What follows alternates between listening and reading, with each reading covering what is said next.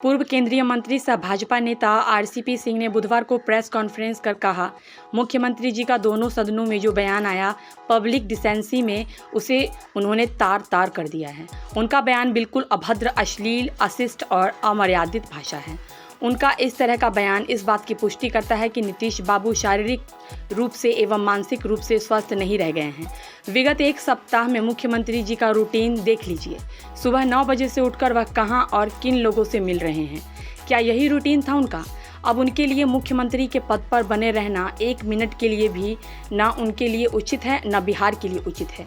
जितने बिहार के लोग बिहार में या बिहार के बाहर हैं, यह बयान देखने के बाद कितनी शर्मिंदगी महसूस कर रहे हैं। मुख्यमंत्री जो बयान दे रहे थे वह कोई बच्चों का क्लासरूम या मित्र मंडली के बीच में नहीं बोल रहे थे। वे सदन में बोल रहे थे और सदन की अपनी एक गरिमा होती है। जो उनके पार्टी के लोग हैं, जो महागठबंधन के लोग हैं, उन्हें तत्काल इस बात पर सोचना चाहिए।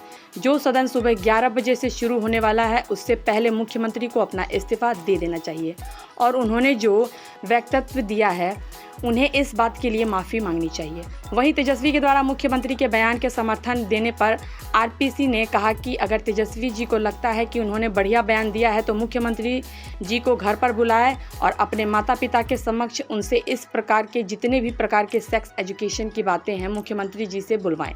लेकिन जो सदन है वह उचित प्लेटफॉर्म इस तरह की वक्तव्य के लिए सही नहीं है। वहीं राजद के मंत्री के द्वारा मुख्यमंत्री के वक्तव्य के दौरान सदन में मुस्कुराने के मामले में आरपीसी ने कहा कि जो भी मुस्कुरा रहे हैं, जो भी इस तरह के वक्तव्य का समर्थन कर रहे हैं, उन्हें लोकतंत्र में कहीं से विश्वास नहीं है। वहीं जाति जनगणना को लेकर आर्थिक रिपोर्ट जो पेश की गई है उस पर आरपीसी ने कहा कि नीतीश कुमार ने 215 टुकड़ों में बिहार को बांट दिया। नीतीश कुमार के मुंह से यह बातें सुनने में अच्छी नहीं लगती है कि ईबीसी की आबादी, ओबीसी की आबादी, सामान्य वर्ग की आबादी इतनी है।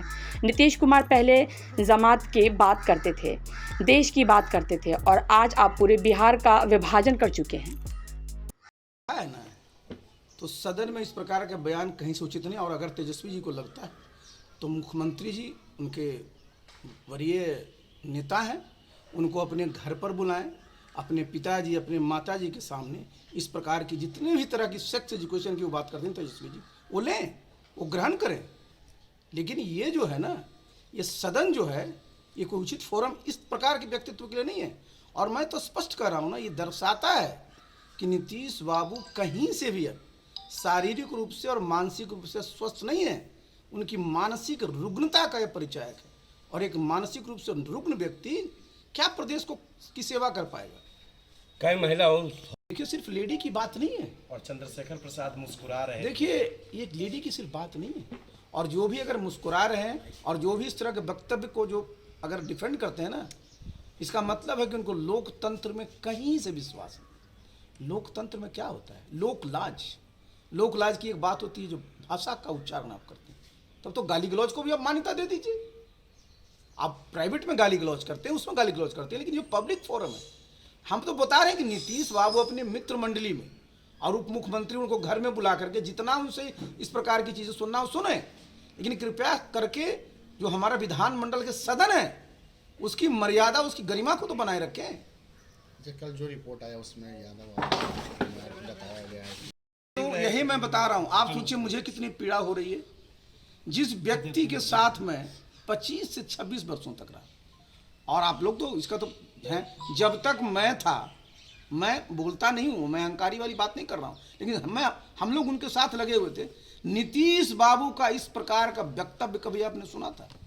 इस प्रकार की भाव भंगिमा कभी सुनी थी? तो जैसी संगति होगी जनाब, उसी प्रकार का आपका क्रियाकलाप होगा। तो जो संगति आपकी है उसी प्रकार का क्रियाकलाप हो रहा। तो कृपया करके कम से कम बिहार को बकस दीजिए, बिहार वासियों को बकस दीजिए। तो क्या लगता है कि संगत से गुनात है, संगत से गुण जात? स्वाभाविक है, संगति का प्रभाव आपके पास पड़ता ही है, पड़ेगा ही। और आपने एक बात मैं फिर बोल दूं, भगवान यही इंसाफ देते हैं। आपने जो बिहार की जनता की जनादेश का अपमान किया, उसका जो है नतीजा आपको भुगतना पड़ेगा। और आप तो भुगत रहे हैं। इससे ज़्यादा बुरा बिहार के लिए तो कुछ नहीं होगा और आपके लिए भी कुछ नहीं है।